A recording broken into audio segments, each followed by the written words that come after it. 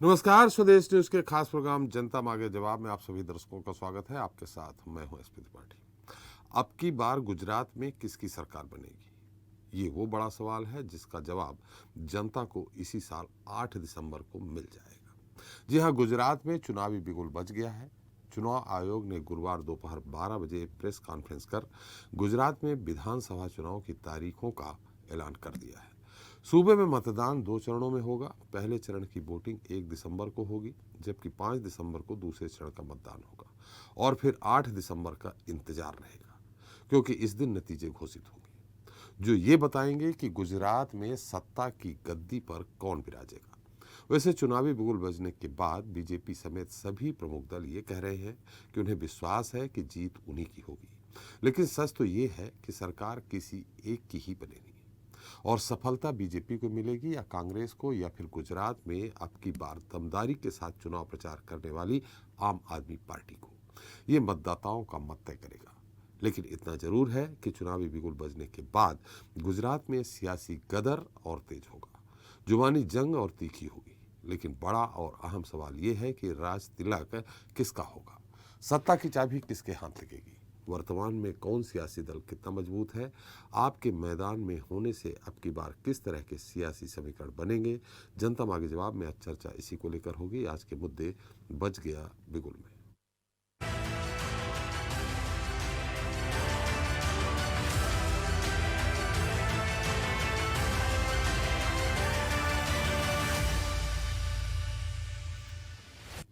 तो गुजरात में विधानसभा चुनाव की तारीखों का ऐलान होने के साथ ही सियासी हलचल भी तेज हो गई है। हर पार्टियों का अपना अपना दावा है कि गुजरात का चुनाव वही जीतेंगे। खैर, दम किसके दावे में, ये तो चुनाव के परिणाम बताएंगे, लेकिन फिलहाल चुनावी बिगुल बजने से जनता भी अब काफी उत्साहित नजर आ रही है। गुजरात में कुल मतदाताओं की संख्या 4 करोड़ 90 लाख से अधिक है और सूबे में 4.5 लाख से ज्यादा मतदाता पहली बार मतदान करेंगे। चुनाव में अब की बार दिव्यांग और महिला मतदाताओं के लिए विशेष व्यवस्थाएं भी की गई है ताकि उन्हें कोई परेशानी न हो। खैर, चुनावी ऐलान के बाद अब जो सबसे बड़ा सवाल है वो यही है कि घमासान कौन जीतेगा, आखिर मुकाबले में कौन कितना मजबूत है। चलिए इसे लेकर चर्चा शुरू करें। उसके पहले देख लेते हैं हमारी एक खास रिपोर्ट।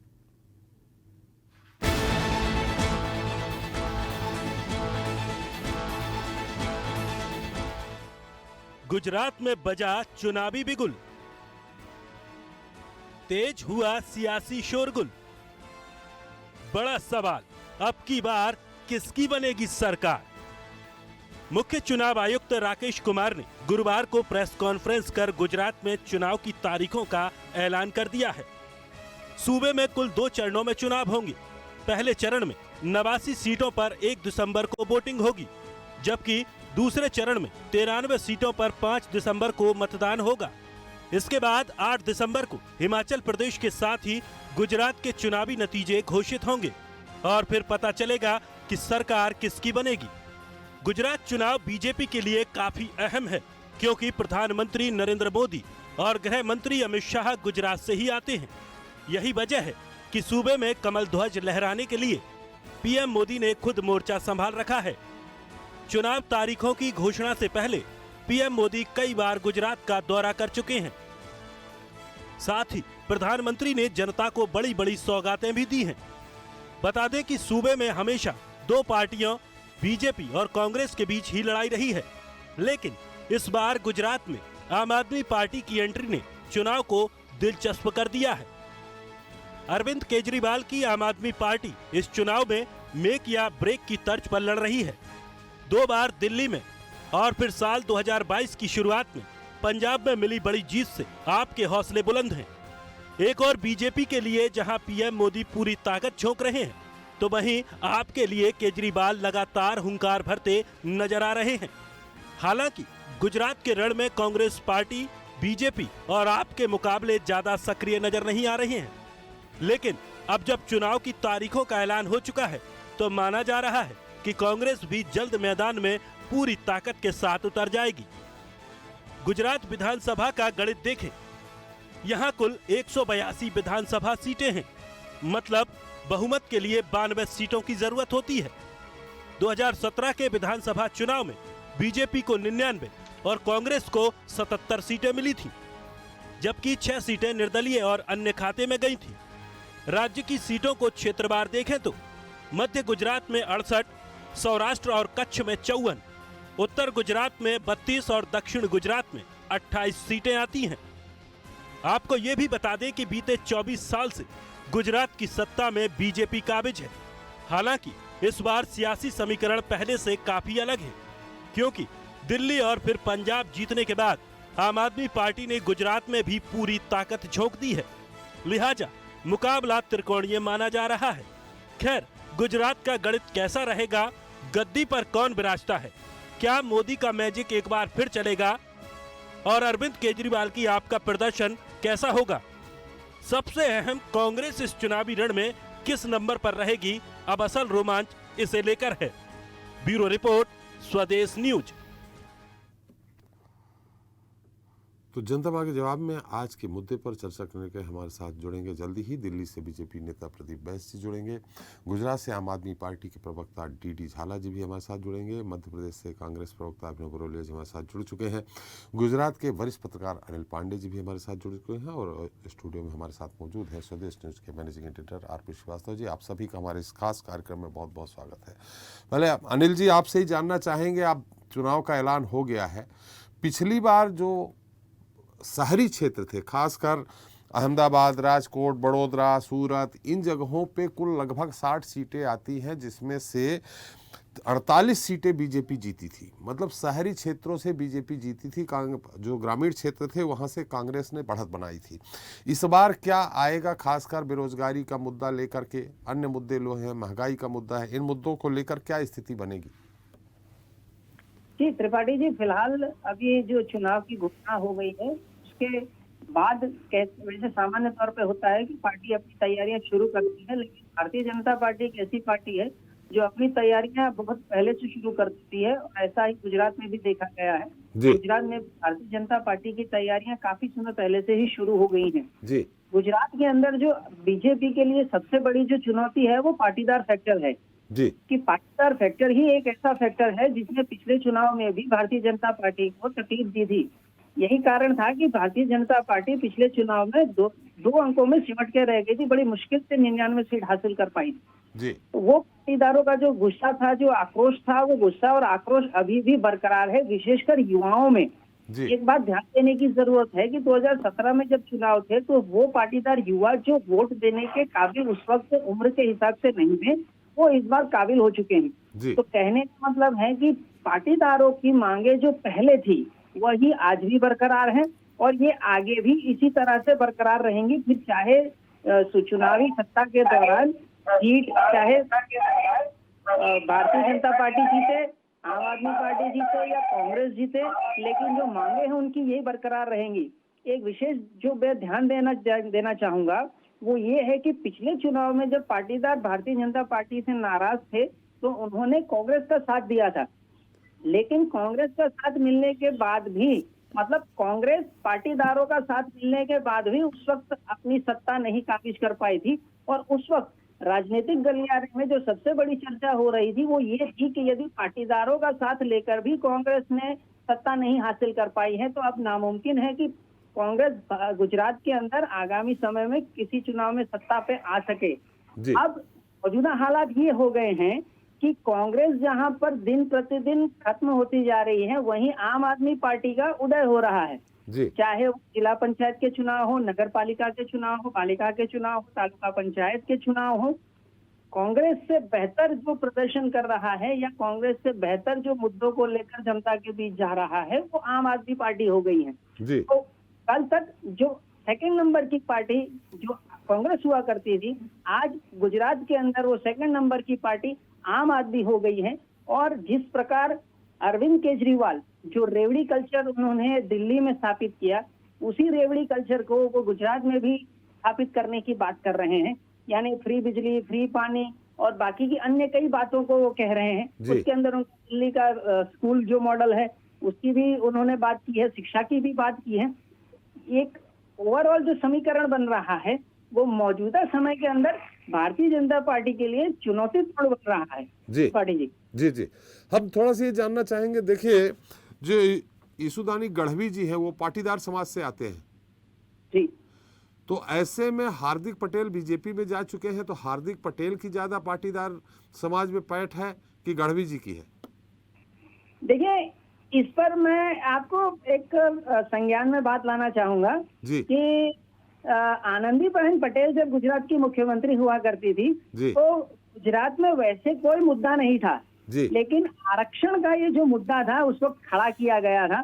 जी। और आरक्षण का मुद्दा खड़ा होने के बाद हार्दिक पटेल, जी ये कहानी को मैं थोड़ा संक्षिप्त में कर देता हूँ। हार्दिक पटेल जो था, जिसको कोई नहीं जानता था, वो अचानक गुजरात भर के पाटीदारों का युवा चेहरा बन गया था। जी और गुजरात में आरक्षण के मुद्दे को लेकर ये नौबत तक आ गई कि आनंदीबेन पटेल को अपनी कुर्सी गंवानी पड़ी थी।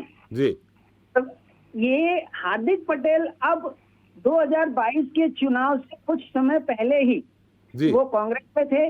कांग्रेस में वो कहते हैं कि सैर सपाटा करके आ गए, अब वो भारतीय जनता पार्टी में उन प्रवेश कर चुके हैं।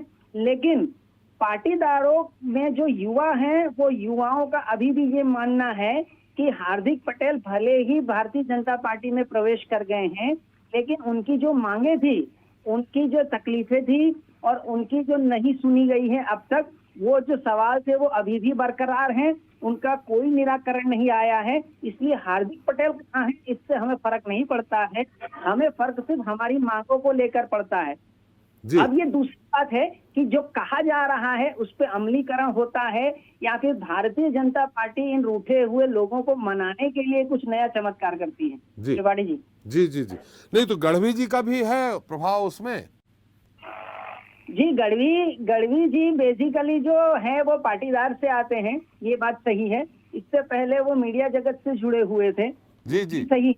अब गढ़वी जी के आने के बाद एक चीज जो समझने लायक है कि गुजरात के अंदर, चाहे वो गढ़वी हो कि अन्य कोई भी नेता हो, आम आदमी पार्टी मुद्दों को उठाने में सक्षम रही है। आप जी। एक बात को समझिए कि किसी चीज को उठाना लेकिन बाद में उसे अंजाम तक लेके जाना, ये अलग बात होती है। तो जी। गुजरात में ऐसा मुमकिन हो नहीं पाया है। जी गुजरात में भारतीय जनता पार्टी के खिलाफ आम आदमी पार्टी कई मुद्दों को लेकर उठी तो है, लेकिन वो मुद्दे कहते हैं कि सरंजाम तक पहुंचे नहीं। जी त्रिपाठी जी जी जी चलिए, हमारे साथ अभिनव बरोलिया हैं। बरोलिया साहब, आपके लिए अच्छी खबर नहीं है। देखिए, हमारे अनिल पांडे जी बहुत ही वरिष्ठ पत्रकार हैं, उन्होंने बहुत अच्छा विश्लेषण किया है। गुजरात से ही बैठे हैं, अहमदाबाद से हमारे साथ हैं। वास्तविकता उन्होंने बताई है, इसमें बीजेपी को कम और कांग्रेस को ज़्यादा नुकसान हो रहा है। कांग्रेस तीसरे पे खिसकती आ रही। कांग्रेस सरकार बनाने का दावा, पिछली बार 77 सीटें थी, वो अलग है कि बाद में आपके 12 विधायक और टूट गए, अब आप 65 सीटों पे रह गए। लेकिन अगर जो भी करती है आम आदमी पार्टी, वहां उससे कांग्रेस को नुकसान होना है। अभिनव जी।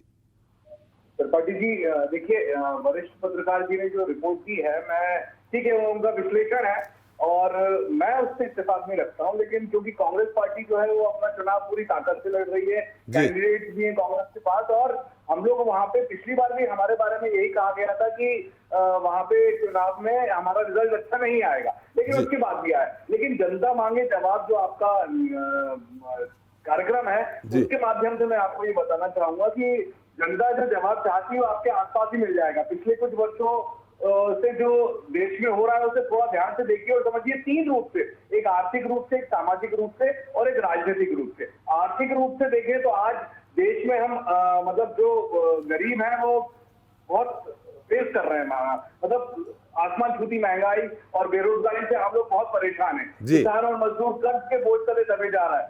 और सामाजिक रूप से हम देखें तो आज हमें धर्म, जाति, प्रांत, भाषा, खान पान इत्यादि के आधार पर बांटा जा रहा है। हर दिन हम एक दूसरे से लड़ाने के लिए षड्यंत्र रचे जा रहा है। और राजनीतिक रूप से हम देखें तो आज जनता की आवाज को दबाया जा रहा है और संविधान में दिए गए हमारे अधिकारों को कुचला जा रहा है और राज्यों में जनता द्वारा चुनी गई सरकारों को पैसा और एजेंसियों के दुरुपयोग करके गिराया जा रहा है और राज्यों को समय पर टैक्स का पैसा नहीं मिल रहा है।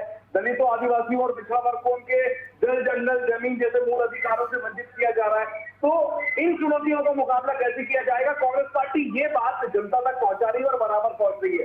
इसका एक ही उपाय है, वो ये है कि हम साथ में आए, एक दूसरे का हाथ थामे, अनेकता में एकता और सर्वधर्म सद्भाव को समझकर सामाजिक समरसता को और मजबूत करें। तो हम जो करना चाहते हैं वो जनता को समझ में आ रहा है देश में, और समझे कि भारत जोड़ो यात्रा से समझे या वहां के लोकल लीडर से समझे, ठीक है, हमें कमजोर आका जा रहा है। कमजोर इसलिए आका जा रहा है कि शायद हम मीडिया में ज्यादा नहीं दिख रहे हैं, हम मीडिया को मैनेज नहीं कर पा रहे हैं, वहां पे ऐसा बताया जा रहा है। और आम आदमी पार्टी वहां पे दिखाना चाह रही है जिस तरीके से वो एक, हेलो जी जी बोलिए, हेलो, बोलिए बोलिए।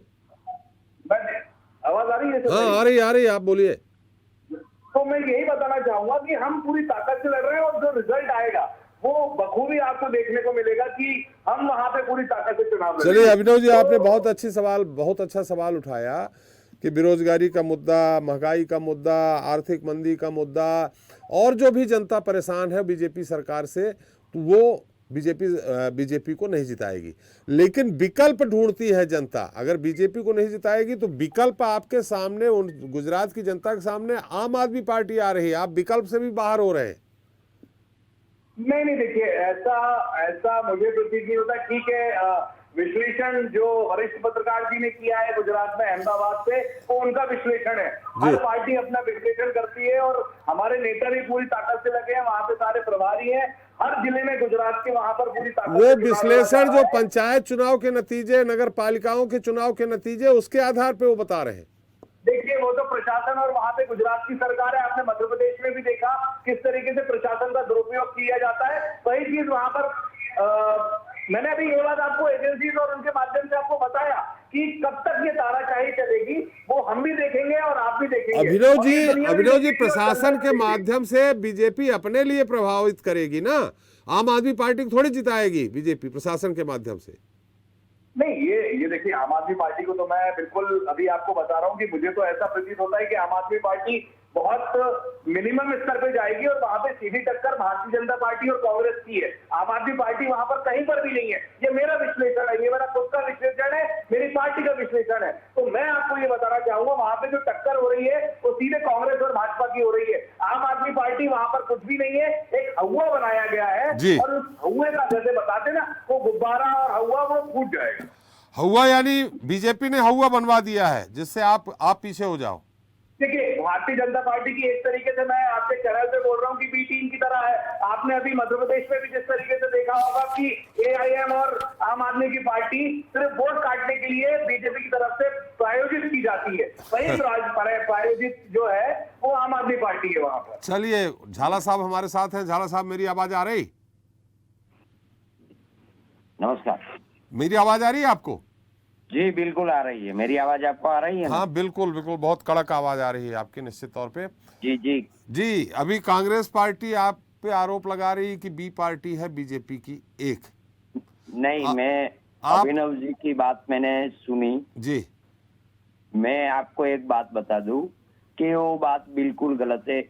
कांग्रेस गुजरात में जब सत्ता पर थी जी, 27 साल से बीजेपी सत्ता पे थे, अपोजिट में कांग्रेस थी। तो कांग्रेस को अब तक जो बीजेपी ने काम नहीं किया है, चाहे वो महंगाई हो, बेरोजगारी हो, किसानों का प्रश्न हो, कभी अपना विरोध जताया नहीं है कांग्रेस ने। कांग्रेस बैकफुट पे ही जा रही है। बैकफुट क्योंकि गुजरात समझ चुका है, गुजरात की जनता समझ चुकी है कि कांग्रेस हमारा काम की नहीं है।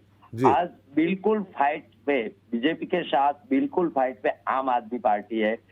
आईबी का रिपोर्ट एक बता रहा है कि आम आदमी पार्टी की सरकार बन रही है, क्योंकि आम आदमी पार्टी आज गुजरात में घर घर जाके जो यहाँ के प्रश्न है, गुजरात के बेरोजगार के प्रश्न है, किसानों के जो प्रश्न है, महंगाई है, हर जो ऐसा प्रश्न है, आज तक कांग्रेस या बीजेपी ने उस पर काम नहीं किया है। हमने दिल्ली में वो करके बताया है, आज पंजाब में हो रहा है, वही काम हम गुजरात में करने वाले हैं। आज गुजरात की जनता अच्छी तरह से जान चुकी है कि बीजेपी को जो फाइट करेगा वह आम आदमी पार्टी करेगा, क्योंकि अरविंद केजरीवाल जी ने ये काम दिल्ली में करके बताया है। आज शिक्षा की जो स्थिति गुजरात की है, आज जो फिजिकली जो सभी हॉस्पिटल है, सारी चीजें झाला साहब मान लेता हूँ, आपकी सारी चीजें मान लेता हूँ, लेकिन आपके पास एक तो चेहरा नहीं है। बिना चेहरा के आप पंजाब में चेहरा ढूंढ लिए थे, लेकिन यहाँ आपके पास इतने बड़े, चाहे इटालिया जी हों, चाहे ईसुदानी जी हों, ये इतने बड़े चेहरे नहीं हैं, ये तो अभी पत्रकारिता से आए हैं अभी कुछ दिन पहले। बिना चेहरा आप किस तरह वहां सरकार बना लेंगे? अरविंद केजरीवाल को दिल्ली से ले जाकर चेहरा बनाएंगे? अरविंद केजरीवाल की जो विचारधारा है, आम आदमी पार्टी की जो काम की नीति है, पॉलिसी है, वो हम हर घर जाके ले गए। यहाँ पे कोई चेहरा नहीं चाहिए, यहाँ हर घर बिजली चाहिए, वो फ्री चाहिए। यहाँ बेरोजगारी है, यहाँ रोजगार चाहिए। यहाँ लोगों को जो परेशान है किसान, उसको किसान को फैसिलिटीज चाहिए। ये हर बात चाहिए। चेहरा ये कांग्रेस ने बनाया है, चेहरा ये बीजेपी ने बनाया है। आज गुजरात में हर वर्ग से हमें समर्थन मिल रहा है। हर वक्त कह रहे हैं आज, चाहे वो रिक्शा वाला हो या मजदूर हो या गवर्नमेंट सर्वेंट हो, वो बोल रहे हैं कि आम आदमी पार्टी की सरकार हमें चाहिए। क्योंकि अरविंद केजरीवाल जी जो बात कर रहे हैं, जो कह रहे हैं, वो दिल्ली में उसने करके बताया। यहाँ पे हम चेहरा ढूंढने नहीं आए, लेकिन हम गुजरात सरकार बनाने आए, बन के आए। गुजरात अच्छा, एक चीज झाला साहब हमको ये बता दीजिए, आपने जैसे हमारे वरिष्ठ पत्रकार जी ने, अनिल पांडे जी ने कहा रेवड़ी बांटने वाली बात, आपने घोषणा कर दी कि 300 यूनिट तक मुफ्त बिजली, चलिए मान गए। उसमें निश्चित तौर पे जो बिजली घर है या बिजली कंपनी है, उनका भट्ठा बैठना तय है। 300 यूनिट तक आप बिजली आप दे देंगे फ्री। अब आप रहा सवाल इसका बेरोजगारी भत्ता, आप 3000 रुपए पर व्यक्ति देंगे। ये गणित लगा लीजिए कितने बेरोजगार होंगे। बेरोजगार आप किसको मानेंगे? जो बेरोजगार जो कार्यालय में अपना नाम दर्ज कराएंगे उनको मानेंगे। इन सब से हट के एक बहुत बड़ा सवाल ये है कि 4 करोड़ 60 लाख मतदाता हैं करीब। ये मानते होंगे आप वहाँ की 4 करोड़ 60 लाख में 2 करोड़ महिला मतदाता होंगी। आपने कहा 18 साल से ऊपर वालों को 1,000 रुपए हम अनुदान देंगे, जो भी देंगे आप, जितनी भी 18 साल से ऊपर की जो महिलाएं हैं उनको आप 1,000 रुपए प्रतिमाह देंगे। ये आप खुद गणित लगा लीजिए कहाँ आंकड़ा पहुंचता है। ये पैसा लाएंगे कहाँ से आप? क्या जनता पे, आम आदमी पे और टैक्स जड़ेंगे? जी नहीं, टैक्स नहीं जड़ेंगे। जो टैक्स के जनता के पैसे, वो जनता को देना है। आज भारतीय जनता पार्टी का जो गुजरात पे भ्रष्ट शासन था, उसमें जो करप्शन है, आज आप देखिए कि भारतीय जनता पार्टी जो करप्शन कर रही है, आम आदमी पार्टी जो करप्शन है आज वो बंद करवा देगी। प्रजा का जो टैक्स का पैसा है वो प्रजा को देने की बात है। उनमें से प्रजा को सब कुछ मिल जाता है, पूरा कैलकुलेट। माने ये कैलकुलेशन आपके पास है कि इतना भ्रष्टाचार होता है, तो भ्रष्टाचार किसी योजनाओं पे होता है। मान लीजिए 1,000 करोड़ की कोई परियोजना है, उसमें भ्रष्टाचार 10% हो गया, तो क्या आप ये आकलन देंगे कि 10% 1,000 करोड़ में 100 करोड़ हम 18 साल से जो ऊपर की महिलाएं उनको देंगे, तो वो परियोजनाओं का आप रेट घटा देंगे? क्या करेंगे आप? नहीं, हम परियोजना सही से लगाएंगे। जो काम बीजेपी ने नहीं किया है, सिर्फ बताया गया है, अंकों में बता रही है, काम नहीं कर रही है, वो काम आम आदमी पार्टी करके बताएगी।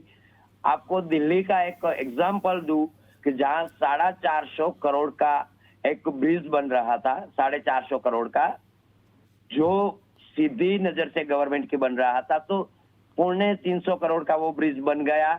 तो 125 करोड़ जो बचे वो जनता की फैसिलिटीज के लिए लगाए। जो चाहे महिला को आप बोल रहे हैं देना है, स्टूडेंट को जो बेरोजगारी भत्ता देना है वो आप बोल रहे हैं। जो पैसे बच रहे हैं, जो सरकार ताइफा कर रही है, टैक्स की पूरी जो गुजरात की इनकम है प्रजा में बांटी जाएगी, प्रजा को दिए जाएंगे सब फैसिलिटी। चलिए, ये तो खैर सरकार बनेगी तब देखेंगे क्या होता क्या नहीं। हमारे साथ विवेक श्रीवास्तव जुड़ गए हैं, भाजपा के नेता। विवेक जी, मेरी आवाज आ रही है आपको? जी आ रही। विवेक जी, मोदी जी ने एक तरह से संकल्प लिया है, नारा दिया है कि इस बार 130 के पार 130 सीटें कम से कम गुजरात में आएंगी 182 सीटों में से। लेकिन जो आंकड़े बताते हैं, 2002 में मोदी जी 127 सीट लेकर के आए थे, फिर उसके बाद 2008 में कम हो गई, 6 में कम हो गई, फिर 12 में 115 में आ गए, आप 17 में आप 99 आ गए। तो ये तो आंकड़ा घटता जा रहा, आप बढ़ कैसे जाएंगे, जबकि आम आदमी पार्टी भी वहां पहुंच गई है।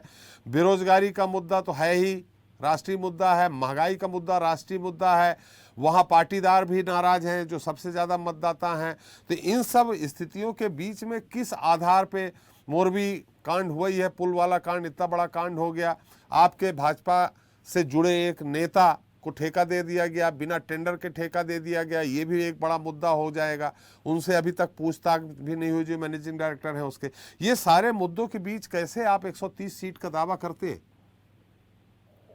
देखिए, ठीक है, सीटें हमारी लगातार चुनावों में जी धीरे धीरे कम हुई। जी ये आंकड़े आपके पास है, सबके पास है। जी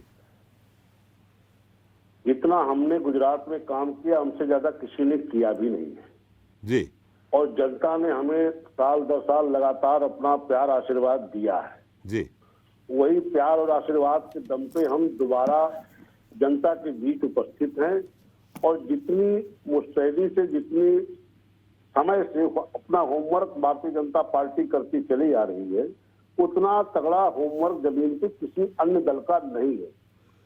ये जी। लोग चुनाव के दौरान सक्रिय होते हैं, हम 365 दिन जनता के बीच लगातार सक्रिय रहते हैं। जी ठीक है, पाटीदार समाज की नाराजगी हो सकती है, तमाम चीजों, मोरबी पुल वाला भी एक अभी जो दुर्घटना घटी वो भी एक विषय है, जी लेकिन तमाम इन डैमेज कंट्रोल की भी जितनी हमारे द्वारा कवायदे की गई जी वो भी कम नहीं है। सरकार, पार्टी और वर्कर सबने मिलकर के जनता के बीच अपनी उपस्थिति बराबर दर्ज रखी है, चाहे वो सुख की घड़ी हो चाहे दुख की घड़ी हो, जी चाहे मोरबी हो चाहे गरबा हो, हर बैठ करके चैनल पे अपनी अपनी बातें कह रहे हैं, ये वहां नहीं होते। जी जनता के बीच हम होते हैं।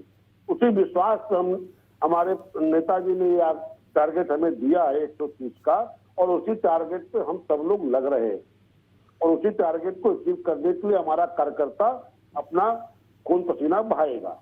जी बिल्कुल। ऐसे नारा तो दिया जाता है, या मध्य प्रदेश में नारा दे दिया गया था इस बार कि अब की बार 150 पार, 200 पार, छत्तीसगढ़ में अब की बार 65 पार। 65 पार कांग्रेस हो गई, यहाँ आप घट के 109 में आ गए थे। तो ये नारा अलग चीज है, लेकिन जो स्थितियां हैं वहाँ, खासकर महंगाई का मुद्दा इतना बड़ा मुद्दा है वहाँ क्या पूरे देश में है, युवाओं में आपके रोष है वहाँ, खासकर पाटीदार युवा। हमारे अनिल पांडे जी वरिष्ठ पत्रकार, आप देर से जुड़े, उन्होंने बताया कि आप हार्दिक पटेल को आप अपनी तरफ जरूर मिला लिए हैं, लेकिन अभी युवा जो है, जो पाटीदार समाज से जुड़ा है, वो बीजेपी से पूरी तरह से नाराज है। देखिए त्रिपाठी जी, सबको ये समझ होनी चाहिए जी, और ये लोग समझते भी है कि भारतीय जनता पार्टी से आप चाहे जितने नाराज हो जी लेकिन जो काम होते हैं वो भारतीय जनता पार्टी के शासन में ही होते। जी हमको छोड़ दीजिए तो अन्य जगह तो अराजकता जाता है। जी आम आदमी पार्टी जहाँ भी जा रही है अराजकता लेके जा रही है। जी पंजाब की स्थिति देख लीजिए आज क्या हो गई है, जी दिल्ली की स्थिति क्या है, जी इसी तरीके से कांग्रेस का हाल देख लीजिए। जी कांग्रेस प्रदेश दर प्रदेश पूरे भारत से जा रही है। तो भारतीय जनता पार्टी के पास जो कुछ है सब भी एक विजन है, काम करने की संस्कृति है, कार्यकर्ताओं से आपका संवाद है, आप जाकर के हमारे नेता से अपनी बात करके अपनी समस्या का समाधान कर सकते हैं। हम आपके बीच के लोग हैं, बाकी से तो आप मिल भी नहीं पाएंगे। कैसे कह सकते हैं नहीं मिल पाएंगे? दो अनुभव है तमाम दलों का, सबको मालूम है। धार्मिक भावनाओं को अच्छा उछाल लेते हैं आप लोग, इसलिए हिंदू मुस्लिम करके ज्यादातर सीटें जीत लेते हैं, खासकर शहरी क्षेत्रों में। नहीं, देखिए हिंदू मुस्लिम की बात नहीं है, हम तो कहते हैं कि हम हिंदुत्व हमारे प्राण है जी, और हम उस पर काम करते हैं जी, और लोगों को तो मुस्लिम तुष्टीकरण की राजनीति के अलावा कुछ दिखाई नहीं देता। अन्य दलों की राजनीति जाकर के मुस्लिम तुष्टीकरण समाप्त हो जाती है जी, हम उससे परे सबका साथ सबका विकास की बात करते हैं जी, सबका हमने काम किया है। चाहे आप उत्तर प्रदेश देख लीजिए, चाहे गुजरात देख लीजिए, कोई जाति वर्ग ये नहीं कह सकता कि हमारा काम शासन में आपके नहीं हुआ। अगर प्रधानमंत्री आवास योजना में लाभ मिला तो सबको मिला है। जी। तो हमने जाति धर्म देख के तो काम नहीं किया। उसे आपने आप लोगों को- टर्म कार्ड चल दिया है। बिल्किस बानो के प्रकरण में जो दोषी थे उनकी सजा कम करके सरकार ने एक टर्म कार्ड चल दिया है हिंदू मुस्लिम भावनाओं को। वो तो समिति का फैसला है, समिति ने उस पर रिपोर्ट दी, उस पर कार्रवाई हुई, उसमें किसी को टर्म कार्ड समझ में आता तो उसकी समझ है। चलिए हमारे साथ हमारे श्रीवास्तव जी, आरपी श्रीवास्तव जी, इस पूरे मुद्दे पे इस बार का चुनाव त्रिकोणी हो जाएगा, और त्रिकोणी होने पे निश्चित तौर पे, खैर अनिल जी से भी बात करूंगा, त्रिकोणी होने पे कहीं ना कहीं भाजपा के वोट कम बटेंगे, जो मुझे लगता है। खासकर अभी भी गोधरा कांड अभी लोग भूले नहीं हैं, बहुत सारी मुद्दे हैं, और अल्पसंख्यक से बहुसंख्यक वहाँ बहुत ज़्यादा हैं अल्पसंख्यक प्रभावी हैं कई जगह बहुत ज़्यादा। क्या वहाँ भी हिंदू मुस्लिम कार्ड एक बार फिर चलेगा? देखिए त्रिपाठी जी, पिछली बार भी जो चुनाव हुआ था 2017 में जी ये कार्ड वहाँ चल गया लास्ट में। जी। तो तब भी जो है भारतीय जनता पार्टी को महज 99 सीटें मिली जी। जबकि लास्ट में आपने देखा होगा कि वहाँ भी जिन्ना आ गए, वहाँ भी हिंदुस्तान पाकिस्तान होना शुरू हो गया, और उसकी वजह से जो है ध्रुवीकरण तो हुआ। जी। मैं थोड़ा सा इस मामले में एक बात कहना चाहूँगा। जी। जो आम आदमी पार्टी जो जहाँ दमदारी से है, जो जिसकी उपस्थिति दर्ज हो चुकी है, और तमाम सर्वे, विभिन्न बहुत सारे सर्वे एजेंसीज ने सर्वे भी किया है कि आम आदमी पार्टी का एक वोट बैंक बढ़ा है, और वहाँ पर एक जो है वो भी एक तीसरे दल के रूप में सामने खड़ी है। पहले क्या होता था, दो दलों के बीच में चुनाव होता था, भाजपा या कांग्रेस। हमेशा कांग्रेस पिछले चुनाव में पिछले 24 साल से सत्ता में नहीं है, और हमेशा वो पीछे होती रही, लेकिन पिछले चुनाव में थोड़ा बेहतर काम प्रदर्शन किया। अभी एक चीज़ और भी होती है, देखिए चुनाव में एक परसेप्शन बहुत काम होती है। देखिए पॉलिटिकल गिमिक्स है। परसेप्शन ये है कि यहाँ मुकाबला जो पूरे देश भर में एक तरह से मीडिया हो चाहे सोशल मीडिया हो, एक चीज़ जो सामने लाई जा रही है कि मुकाबला अब जो है आम आदमी पार्टी और भारतीय जनता पार्टी में, मतलब मुकाबले में खड़ी है कौन, आम आदमी पार्टी। जबकि ये तरीका है, जबकि कांग्रेस पार्टी के अभी भी वहाँ पर जो है 12-13 विधायक हटने के बाद भी उनकी संख्या ज़्यादा, तो सिटिंग एमएलए हैं। मेरे ख्याल में यह है कि वहाँ पर जो है स्थानीय रूप से एकदम से ऐसे नहीं किया जा सकता कि पूरा सुपड़ा साफ हो जाएगा कांग्रेस का, जिस तरह का परसेप्शन। चूँकि कांग्रेस एकदम एग्रेसिव नहीं है और अभी तक नहीं दिख रही थी, इस वजह से लोगों को ये अंदाज़ा है कि भाई कांग्रेस जो है बैकफुट पर आ रही है, जबकि कांग्रेस बैकफुट पर हो नहीं सकती। वहाँ के जो स्थानीय जनप्रतिनिधि हैं, जो जीत करके आए, एमएलए हैं, नेता हैं उनके, वो ऐसा नहीं है कि उनको वोट बैंक उनके पास नहीं, सब खिसक जाएगा, ऐसा तो कभी आज तक होता नहीं है राजनीति में। दूसरी सबसे बड़ी बात यह है कि जो बहुत सारे मुद्दे, बेरोजगारी, महंगाई, देखिए भारतीय जनता पार्टी बिल्कुल भाजपा के प्रवक्ता ने कहा कि हम उनके बीच में हैं और हम डैमेज कंट्रोल कर रहे हैं, कर लेते हैं, बिल्कुल इसमें महारत हासिल है। लेकिन जहाँ बेरोजगारी है, महंगाई है, मुद्दे आज भी स्थिर मुद्दे हैं। इन पर कोई भी बात इस तरह से कहना कि ये मुद्दे नहीं है या इनका हम डैमेज कंट्रोल नहीं होगा। लेकिन एक चीज़ ज़रूर हो सकती है, और पिछले सारे चुनाव को देख लीजिए तो एक चीज़ ज़रूर सामने निकल के आएगी आपको कि भारतीय जनता पार्टी एक रणनीतिक रूप से पूरा चुनाव लड़ती है। उनके कार्यकर्ता पूरे ज़मीनी स्तर पर रहते हैं, पूरा उनका एक नेक्सस है, नेटवर्क है, जो सही बात को भी गलत साबित करने में सक्षम है। और शायद यही वजह है कि वो लोगों को समझा ले जाते हैं। अब ये तो जनता है, अगर आप जितना समझा ले जाएंगे उसका फ़ायदा किसको मिलेगा? वो पॉलिटिकल पार्टी को मिलेगा। दूसरी सबसे बड़ी बात है कि वहाँ से देश के गृह मंत्री भी आते हैं, अमित शाह जी भी आते हैं, जो बहुत बड़े चुनावी रणनीतिकार हैं। अब देश भर में उनका एक अलग ही तरीका है चुनाव लड़ाने का। दूसरा, स्वयं प्रधानमंत्री जी खुद आते हैं। अब सवाल है कि जिस राज्य से प्रधानमंत्री गृह मंत्री दोनों हों और जो पूरे देश की शीर्ष सत्ता पर हैं, तो वहाँ पर आप ये मान के चलिए कि चुनाव जो सर्वे भी बता रहे हैं, तमाम चीज़ें एक तरफा हो सकता है, या तो जनता पूरी तरह से रूठी हो तो उनके खिलाफ वोटिंग करे। लेकिन आम आदमी पार्टी हो, चाहे कांग्रेस पार्टी हो, चाहे कोई भी पार्टी है, दावे के साथ नहीं कह सकती हैं कि इन दोनों में कौन सबसे ज़्यादा आगे रहेगा। जहाँ तक मेरा मानना है, जो अभी तक सर्वे भी बताए हैं, उसमें अभी भी कांग्रेस का वोट परसेंटेज अधिक बताया जा रहा है सर्वे में। हाँ, सर्वे में। लेकिन वास्तविकता 2000 उसमें बहुत कम था, 49.05% बीजेपी का था चुनाव में 2017 में। लेकिन अभी जो है, चूंकि देखिए आज भी जो है जो सर्वे है उसमें भी बीजेपी आगे है जी। लेकिन क्या है कि आम आदमी पार्टी और कांग्रेस के बीच की मैं बात कर रहा हूँ, जहाँ सर्वे में अभी भी जो आए हैं सर्वे, जो प्री पोल सर्वे हुए हैं, उनमें लगभग जो है कांग्रेस पार्टी दूसरे नंबर पर बताई जाती है। दूसरे पर जी। जो अभी जो मैं एबीपी सीडीएस वगैरह सर्वे है उसमें यही है। अब रही बात है कि एकदम से एक पार्टी जो जिसका जमीनी जनाधार है, एक वहाँ पर देखिए, जो आप पंजाब की बात करेंगे, वहाँ पर भारतीय जनता पार्टी वहाँ पर रेस में नहीं थी। अकाली दल पीछे चली गई, तो वहाँ सत्ता विरोधी लड़ाई थी जहाँ कांग्रेस के खिलाफ वोटिंग हुई है। जी। यहाँ क्या भारतीय जनता पार्टी के खिलाफ वोटिंग होगी तो आम आदमी को फायदा मिलेगा? वहाँ पर तो दो दो पार्टियां ना खिलाफ, वहाँ कांग्रेस और आम आदमी पार्टी के बीच में यहाँ नहीं मुकाबला है, मुकाबला तो सत्ता पक्ष से होना है इन लोगों का। जी। तो ये जो कह देना एकाएक कि हम इस तरह से ये अचानक कोई पार्टी, इनको भी एक पूरे ग्रास रूट लेवल पर 3-4 महीने के लेवल पर कोई चुनाव नहीं होता। आम आदमी पार्टी का एक मुख्यमंत्री का चेहरा था, उसके पहले भगवंत सिंह मान चुनाव जीत के संसद में थे, और साथ ही साथ इसके पहले के चुनाव में आम आदमी पार्टी का परफॉर्मेंस बहुत अच्छा था। जी जी तो जी। जिसकी वजह से दोबारा, लेकिन यहाँ तो अब परफॉर्म करना पड़ेगा। गुजरात अब कितना परफॉर्म कर पाएंगे देखना होगा। असंतुष्टों को कितना अपने पाले में ला लेंगे या फिर वो भारतीय कांग्रेस के पाले में जाते हैं, ये भी देखने वाली बात होगी।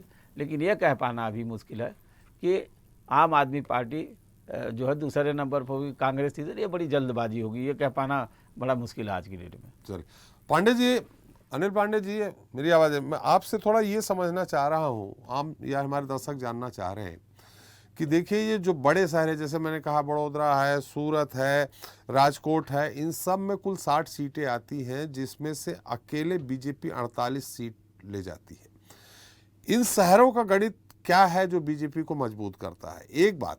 दूसरा, सूरत में नोटबंदी के बाद ये माना जा रहा था सूरत के व्यापारी बहुत परेशान हुए, वहाँ बहुत ज़्यादा इसका विरोध हुआ, लेकिन फिर भी लगभग वहाँ शायद 12 सीटें हैं, उसमें 11 बीजेपी जीत गई, एक कांग्रेस सिमट कर रह गई। क्या वजह है इसकी? देखिए त्रिपाठी जी, सबसे बड़ी जो वजह भारतीय जनता पार्टी के साथ है और वो है विकास। अब विकास को आप किस नजरिए से देखते हैं, ये एक बड़ी बात है।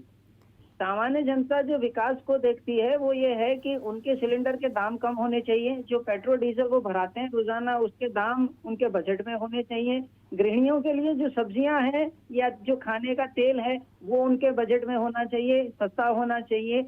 लेकिन ऐसा कुछ भी नहीं है जी। गुजरात के अंदर। अभी जो मौजूदा स्थिति की बात की जाए तो अभी सीएनजी और पीएनजी के अंदर गुजरात ने इलेक्शन को देखते हुए ही वेट में कटौती की, जिसके चलते 5 से 7 रुपए कम हुआ है जी। लेकिन ये केवल इलेक्शन को देखते हुए जनता ये अच्छी तरह समझ रही है कि जो कोई भी निर्णय लिया जा रहा है, अभी गत रोज जो है वो जीआरडी का वेतन बढ़ा दिया गया, होमगार्ड का वेतन बढ़ा दिया गया, ये सारे जो निर्णय लिए जा रहे हैं चुनाव के मद्देनजर लिए जा रहे हैं जी। अब जो विकास की बात आती है तो आप जब शहरों में घूमेंगे आपको सीमेंट कंक्रीट की चमचमाती रोड मिलेगी, आपको फ्लाईओवर मिलेंगे, आपको ब्रिजेस मिलेंगे, आपको नए जो सरकारी कार्यालय हो या नए मॉल्स हो, इन सभी में आपको डेवलपमेंट दिखेगा। मतलब ये जो कंक्रीट का एक जो विकास है, ये विकास कहीं ना कहीं लोगों को कुछ ज्यादा ही प्रभावित कर रहा है। वहीं दूसरी तरफ जो गांव के लोग हैं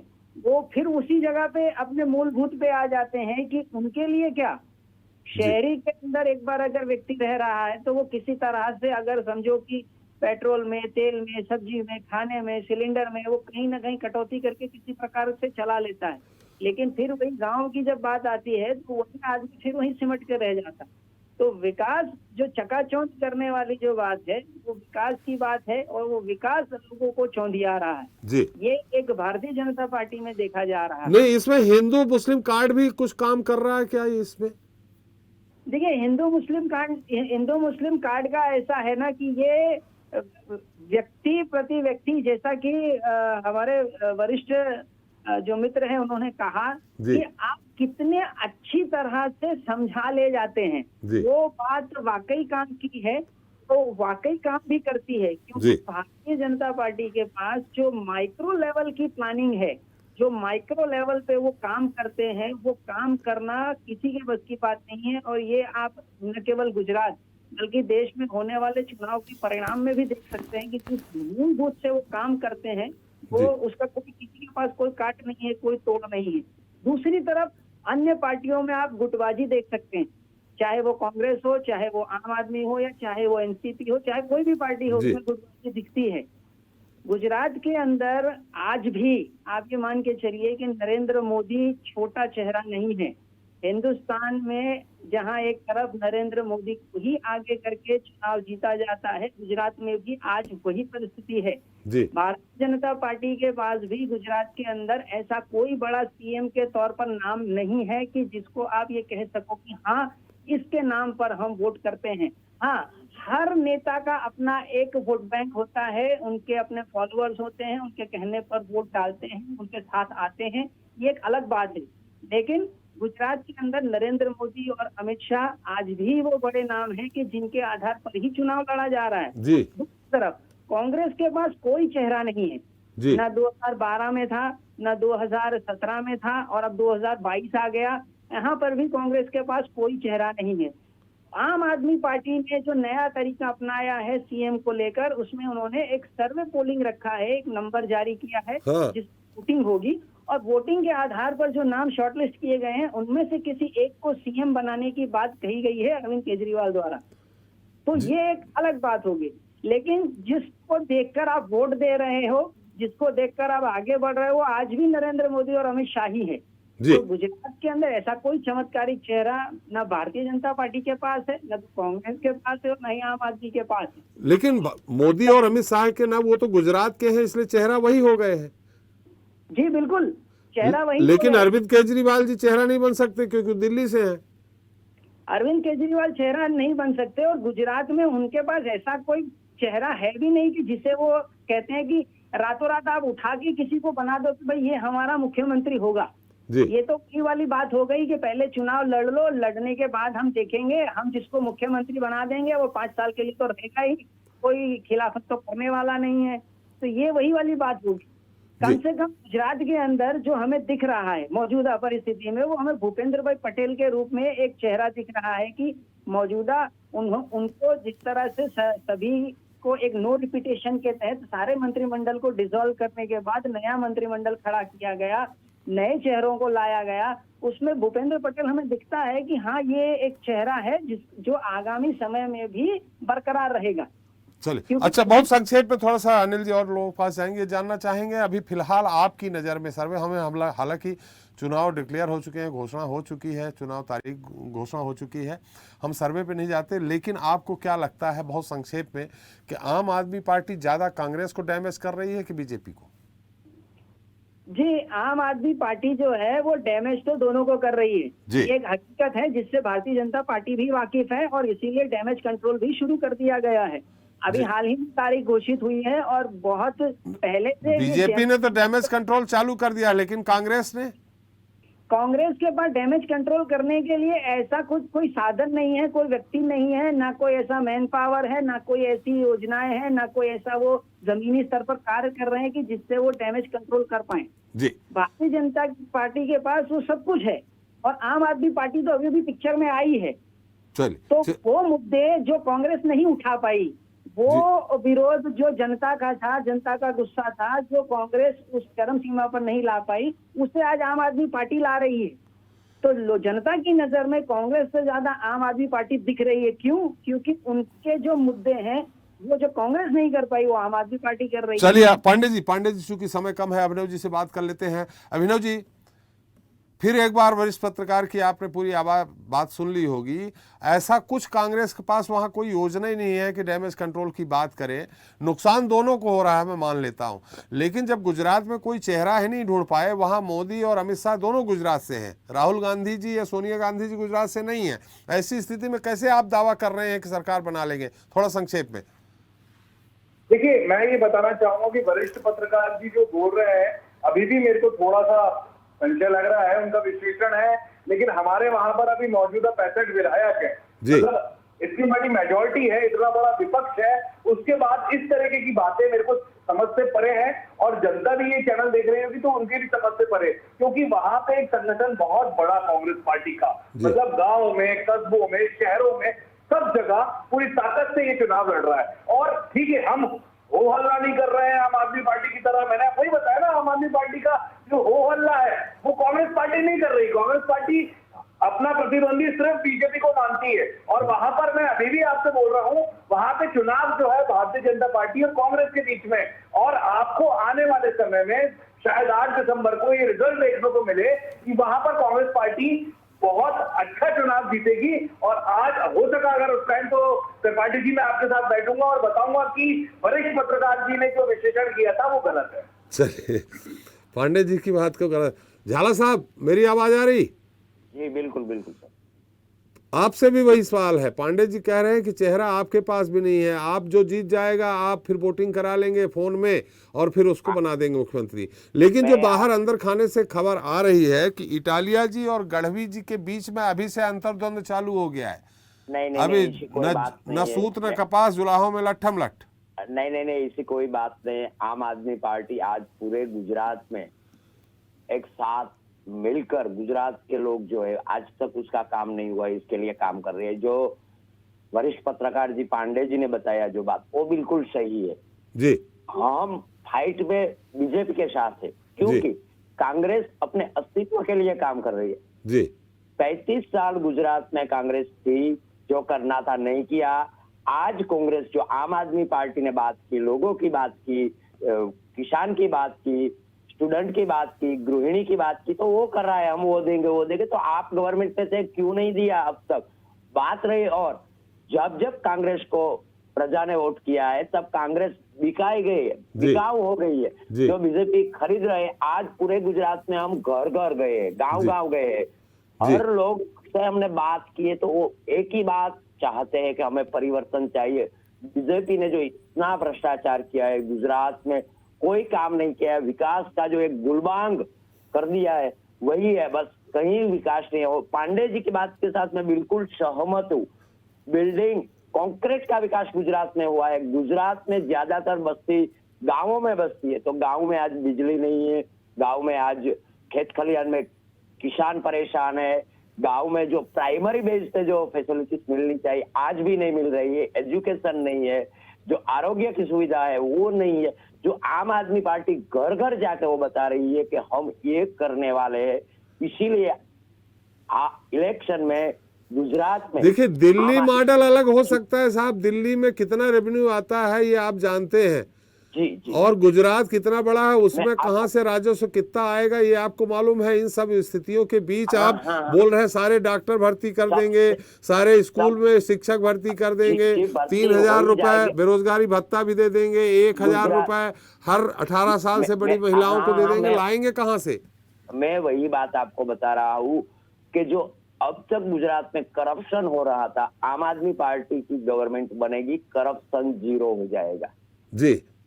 इनके जो इनकम सोर्स बढ़ेंगे, जो ये लोग 12 लाख करोड़ जो उद्योग के लिए माफ कर रहे हैं, बल्कि वो पैसे जो आम जनता में बांटे गए हो तो उसकी फैसिलिटीज कंप्लीट हो सकती थी, लेकिन वो उसको नहीं करना है। उसको एक वोटर के रूप में बीजेपी को देखना है। जो फैसिलिटीज है वो उद्योगों को दी जा रही है। आज भी गुजरात में जो पांडे जी ने बताया कि गुजरात का विकास सिर्फ शहरों में दिखाई दे रहा है, हर गांव में आज जो तकलीफ है, इसीलिए आम आदमी पार्टी के साथ गुजरात की जनता है, लोक समर्थन मिल रहा है। बीजेपी की सीधी फाइट आम आदमी पार्टी करेगी और आम आदमी पार्टी तो बीजेपी तो आगे बढ़ती दिख रही है, उनके पास चेहरा है, आपके पास चेहरा ही नहीं है। अरविंद केजरीवाल थोड़ी चेहरा बन जाएंगे।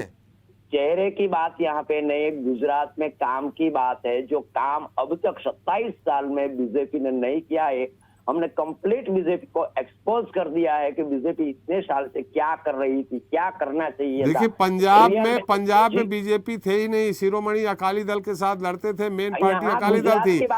वरिष्ठ पत्रकार हमारे श्रीवास्तव जी ने कहा है कि वहां सत्ता विरोधी लहर थी, अब सत्ता कांग्रेस की थी, विकल्प आप थे, लेकिन यहाँ विकल्प दूसरा कांग्रेस भी है बीजेपी के साथ। कांग्रेस विकल्प नहीं है, उसकी आपको एक रीजन बता दूं कि कांग्रेस जब अगली दफा 78 सीट कांग्रेस के पास थी जी, 78 में से कांग्रेस के सभी विधायक बिकने लगे। आज गुजरात की जनता बोल रही है कि कांग्रेस को मत हम नहीं देंगे, क्योंकि उस पर भरोसा करेंगे तो वो बिक जाएंगे। बीजेपी ने काम नहीं किया है जी, तो किसको, वो विकल्प नहीं है, गुजरात का ऑप्शन है, अकेला ऑप्शन आम आदमी पार्टी है, क्योंकि उसने दिल्ली में जो काम किया है वो बताया।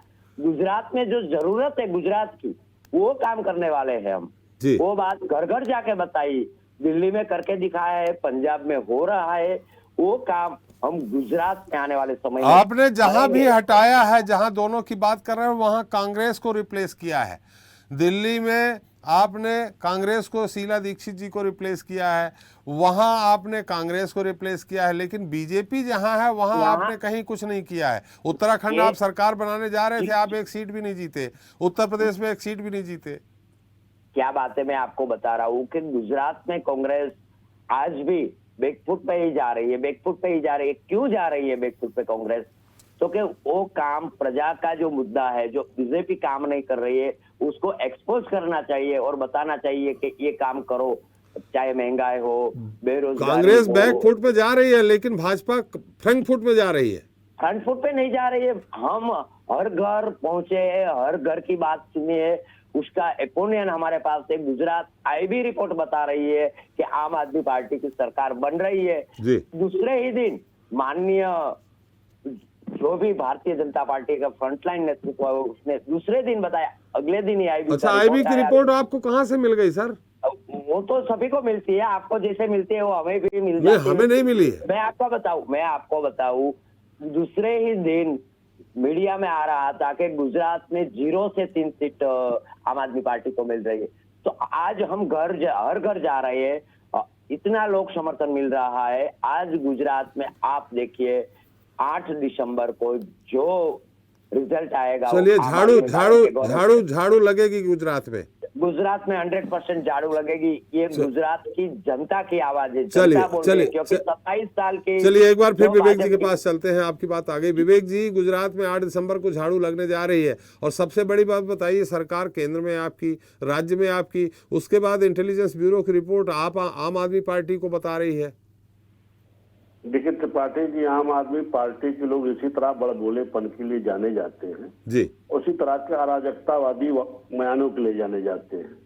उत्तराखंड में भी इन्होंने हो हल्ला किया था, उत्तर प्रदेश में भी इन्होंने खूब हो हल्ला किया था, और इनका कहीं खाता भी नहीं खुला जी। अधिकतर सीटों पर इनकी जमानत जब्त रही, जमानत भी नहीं बचा पाए। तो ये आम आदमी पार्टी का हस्त है उन राज्यों में जहां इनका पाला भारतीय जनता पार्टी से पड़ा है। एक दो ये पंजाब की जीत पे उतराते फिरते हैं जी। पंजाब में हम कहीं नहीं थे, वहां पे हम अकाली दल के साथ गठबंधन में थे। बहुत से सीटों पे हमारा कोई स्ट्रक्चर ही नहीं था जी, फिर भी हम लड़े और हमने वहां पे उपस्थिति अपनी दर्ज की। अब की पाला इनका हिमाचल और गुजरात में है जी। दोनों भारतीय जनता पार्टी शासित प्रदेश हैं, और हमारा यहाँ पे जमीन पे स्ट्रक्चर है जी। जो कार्यकर्ताओं की संख्या और जो संगठन हमारे पास है वो किसी के पास नहीं है जी। और उन कार्यकर्ताओं की संख्या उस संगठन के दम पे हम अपनी जीत का दावा करते हैं। ये लोग चुनाव के दौरान आकर के हो हल्ला मचाते हैं। आम आदमी पार्टी की हताशा को आप इसी से समझ सकते हैं कि इनके प्रदेश अध्यक्ष के बयान किस तरह से प्रधानमंत्री की माता जी के बारे में आए हैं। अगर ये स्थिति इनकी ठीक होती और अच्छी स्थिति में होते तो कदाचित एक 100 साल की विपदा के बारे में ऐसे बयान। चलिए, उसके लिए तो इटालिया जी से पूछताछ भी हो चुकी है, पुलिस ने गिरफ्तार भी कर लिया है। वो उस मुद्दे को अब यहाँ क्यों लेना? नहीं लेना नहीं, लेकिन जो देखिए राजनीति है, राजनीति में सारी बातें कुरेद करके सामने आती और लोग लाते भी हैं जी। तो ये ऐसा नहीं, गुजरात इन सारी चीजों पे बहुत बारीकी से निगाह रख रहा है और सबकी हरकतें देख रहा है जी। गुजरात से नरेंद्र मोदी जी हैं, गुजरात से आदरणीय अमित भाई शाह जी हैं, और उनके नेतृत्व में गुजरात में विकास के जो पायदान गढ़े हैं जी, वो विकास गुजरात को लगातार आगे भी जारी रखना है। चलिए कभी भी गुजरात की तरह। चलिए, मैं मान लेता हूँ गुजरात में आप फिर रिपीट करेंगे, लेकिन 130 जाएंगे इसमें थोड़ा सा मुझे शक सुबह है, लेकिन लक्ष्य है, हम इसके लिए प्राणपण से लगेंगे और इस लक्ष्य को प्राप्त करेंगे। चलिए श्रीवास्तव जी, बहुत संक्षिप्त टिप्पणी, समय समाप्त हो चुका है इस पूरे मुद्दे पर। देखिए त्रिपाठी जी, जहाँ तक इस चुनाव के नतीजे की बात है, वो तो 8 तारीख को आएगा, लेकिन मेरा ये कहना है कि भारतीय जनता पार्टी जो मुद्दे हैं, जो महंगाई और तमाम मुद्दे आम आदमी पार्टी और कांग्रेस सारे लोग सामने ला रहे हैं, उनमें एक चीज़ देखना होगा कि मैंने कहा डैमेज कंट्रोल जी। अब इसमें 130 का आंकड़ा तब पार कर पाएगी जो पूरा डैमेज कंट्रोल कर ले, वो भी उस हालत में जब मोरबी की एक बड़ी घटना हुई, सरकार की पूरी पोल खोलती है। चाहे जो भी हो, ये बात अलग है कि भारतीय जनता पार्टी की स्ट्रांग पार्टी है और उसमें वहीं से प्रधानमंत्री और गृहमंत्री आते हैं जो पूरे देश पर एक तरह से उनका प्रभाव है, तो हो सकता है कि जो है पिछले बार से अच्छा बेहतर परफॉर्मेंस हो जी। लेकिन एक चीज़ ये भी कहा जा सकता है कि ये इतना ज़्यादा अगर मान लीजिए कम होता है परफॉर्मेंस वहाँ पर बेहतर नहीं होता है और भारतीय जनता पार्टी सबसे ज़्यादा डेंट भारतीय जनता पार्टी को लगता है क्योंकि उनकी साख वहाँ पर दाव पर लगी है। जहाँ तक कांग्रेस का सवाल है, कांग्रेस आज की डेट में चाहे जिस भी फुट पर हो, लेकिन मुझे जहाँ तक ये लगता है कि कांग्रेस पार्टी के जितने भी वहाँ पर नेता हैं और वर्षों से संगठन, इतना जल्दी रिप्लेसमेंट जो है आम आदमी पार्टी नहीं ला सकती है और लाने के लिए एक बड़ा लंबा समय होता हो सकता है कि अगली बार जिस तरह से जनाधार अगर उनका बढ़ता है, वोट परसेंटेज बढ़ता है, तो निश्चित रूप से एक नए विकल्प के रूप में आम आदमी पार्टी खड़ी हो सकती है। बिल्कुल आपने कहा किस भी फुट पे हो, ना फ्रंट फुट पे है, बैक फुट पे नहीं है, तो लेफ्ट एंड राइट फुट पे है लगता है। चलिए, बहुत बहुत धन्यवाद विवेक जी आपका, पांडे जी आपका, और झाला जी आपका, श्रीवास्तव जी आपका, बरोलिया जी आपका हमारे साथ चर्चा में शरीक होने के लिए बहुत बहुत धन्यवाद। तो गुजरात में 51,782 पोलिंग बूथ बनाए जाएंगे, जहां 4,90,00,000 से अधिक मतदाता अपने मत का प्रयोग करेंगे। एक और 5 दिसंबर को मतदान के बाद इंतजार 8 दिसंबर का रहेगा जब नतीजे सामने आएंगे। वैसे अब तक गुजरात का चुनाव जहां बीजेपी बनाम कांग्रेस रहा है, तो वहीं आपकी एंट्री के बाद यह मुकाबला त्रिकोणीय हो चला है। इतना नहीं, जिस तरह से अरविंद केजरीवाल गुजरात का लगातार दौरा कर पूरी ताकत झोंक रहे हैं, वो बीजेपी को कहीं न कहीं परेशान जरूर कर रहे होंगे। बहरहाल जनता मांगे जवाब में इतना ही। नमस्कार।